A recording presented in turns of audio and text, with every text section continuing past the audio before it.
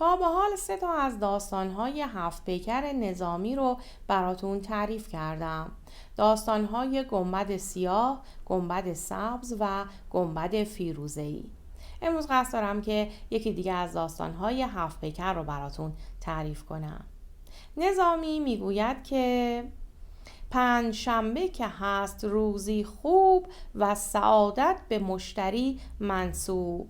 مشتری سیاره شانس و اقباله و گفتند که سیاره بسیار مهربان و خیرخواهی هست و ارزش‌های اخلاقی رو هم ارزیابی میکنه. به این خاطر میگوید و سعادت به مشتری منسوب. بر نمودار خاک صندل فام، صندلی کرد شاه جامه و جام. رنگ صندلی در واقع رنگ چوب درخت صندل هست که یک رنگ سرخ تیره‌ای هست که به رنگ خاکی میزنه. به این خاطر میگوید خاک صندل فام، خاکی که به رنگ صندل هست، سرخ تیره هست.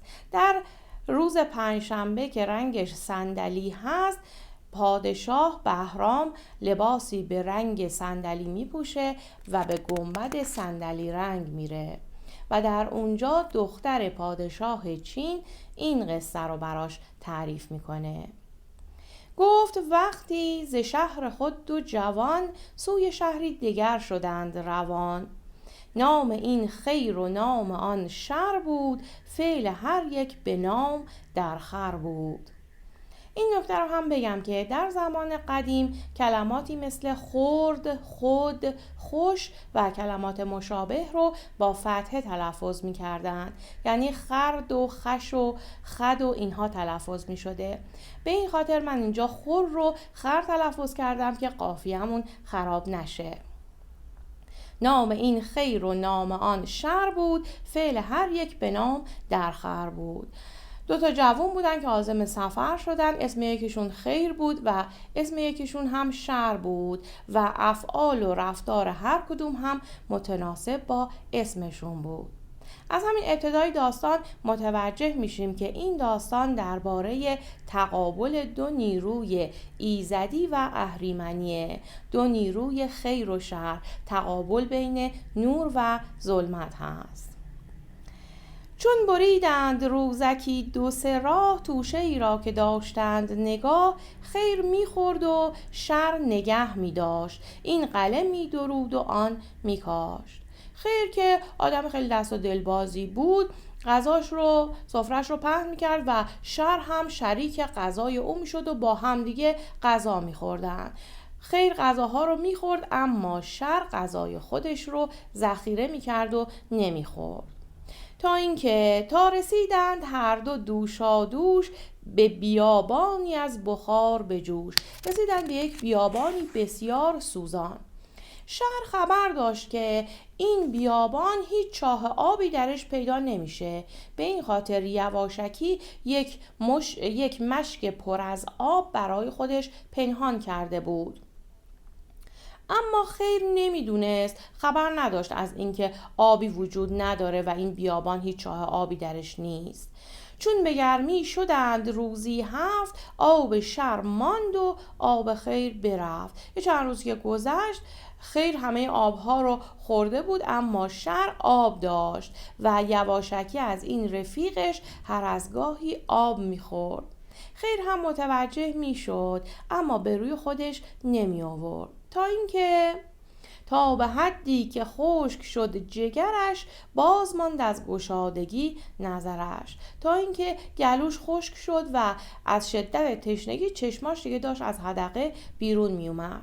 رو کرد به شر و گفت مردم ز تشنگی دریاب، آتشم را بکش به لختی آب. شربتی آب از آن زلال چون نوش، یا به همت ببخش یا بفروش. گفت از این آبی که همراه خودت هست یا بزرگواری کن و به من ببخش یا اینکه به هم بفروش. من 2 تا گوهر گرانبها دارم، حاضرم که در ازای مقداری آب این 2 تا جواهر رو به تو بدم. اما شر در پاسخ گفت که نگذارم که آب من بخوری، چون به شهر آیی یا به من ببری. آن گوهر چون ستانم از تو به راز، که از منش عاقبت ستانی باز. گوهری بایدم که نتوانی، که از منش هیچ گونه بستانی. و من بهت آب نمیدم، تو آبو میخوری، بعد میای شهر آبروی من رو میبری و بالاخره این دوتا جواهر رو هم از من پس میگیری. من یک جواهری میخوام که تو هیچ جوری نتونی اون رو از من پس بگیری. خیر میگه که چه جواهری میخوای؟ بگو، هر جواهری باشه من بهت میدم. شر میگه که من گوهر چشمان تو رو میخوام، اگر آب میخوای باید که اجازه بدی من چشماتو از حدقه در بیارم. خیر خیلی ناراحت میشه. خیر گفت از خدا نداری شرم، کآب سردم دهی با آتش گرم. از خدا شرم نمی کنی، همچین درخواستی میکنی؟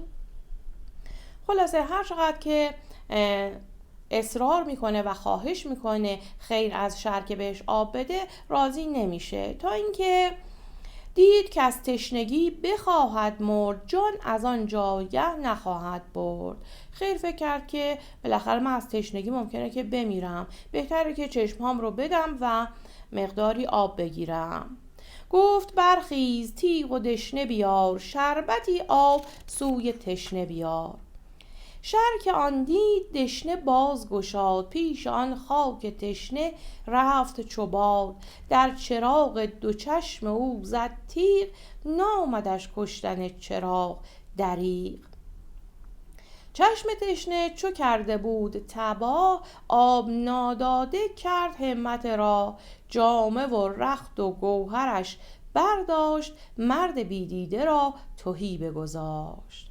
شر نه تنها چشماشو در آورد بلکه آب هم بهش نداد و جواهرات و لباساش هم برداشت و برد و خیر رو در خاک و خون رها کرد و رفت. از طرف دیگه بود کردی ز مهتران بزرگ، گله‌ای داشت دور از آفت گرگ. از برای علف به صحرا گشت، گله را میچراند دشت به دشت. یک کردی بود که آدم بزرگ و اسم و رسمداری بود و گله بزرگی هم داشت و این گله رو از این دشت به اون صحرا میبرد برای چرا، و مدتی هم بود که در اون نزدیکی اتراق کرده بود. کرد را بود دختری به جمال، لعبتی ترک چشم و هندوخال. یک دختر بسیار زیبارو هم داشت. این دختر در اون روز کوزش رو برداشته بود تا بره از یک چشمه، یک آبگیری که در همون نزدیکی بود آب برداره. رفت و کوزه رو که پر کرد، ناگهان صدای ناله‌ای شنید. رفت به سمت اون صدا و چشمش افتاد به خیر. گفت که این ستم بر جوانی تو که کرد، وین چنین زینهار بر تو که خورد؟ چه کسی این بلا رو سر تو آورده؟ خیر گفت ای فرشته فلکی، گر پریزاده‌ای و گر ملکی، کار من طرفه بازی دارد، قصه من درازی دارد. مردم از تشنگی و بی آبی، تشنه را جهد کن که دریابی. بهش گفت که من خیلی تشنمه و داستانم هم خیلی طول و درازه، اول به هم آب بده. دختر هم بهش آب داد و بعد نگاه کرد، دید که این چشمها که از حدقه در اومده قسمت سپیدیش یه مقداری زخم شده و خراش خورده، اما مردمک چشمها سالم هستند. پیه در چشم او نهاد و ببست، و از سر مردمی گرفتش دست. اون چشمها رو گذاشت در حدقه و روش رو بست و بعد هم دست خیر رو گرفت و با خودش به خونه برد و در اونجا ماجرا رو برای مادرش تعریف کرد. جای کردند و خوان نهادندش، شوربا و کباب دادندش. یک مقداری غذا براش گذاشتن و بعد هم خیر از شدت درد گرفت خوابید. غروب که شد و مرد کرد از سر کار برگشت، دید که بیهوشی خسته دید افتاده، چون کسی زخم خورده جان داده. گفت که این شخص ناتوان ز کجاست و این چنین ناتوان و خسته چراست. شروع کرد پرسجو کردن که این جوان کیه. دختر و همسرش بهش پاسخ دادن. مرد کرد گفت که در نزدیکی برکه یک درختی هست که تنه اون از بیخ به 2 قسمت تقسیم شده.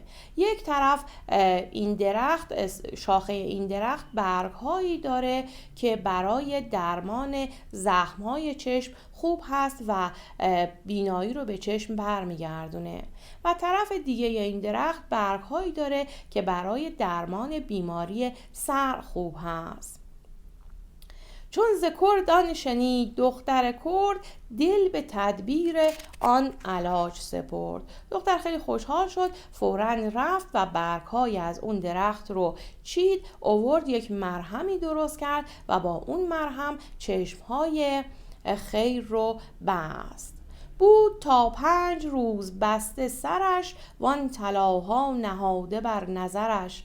روز 5م خلاص دادندش، دارو از دیده برگشادندش. مرد بی دیده برگشاد نظر، چون 2 نرگس که بشکفد به سحر.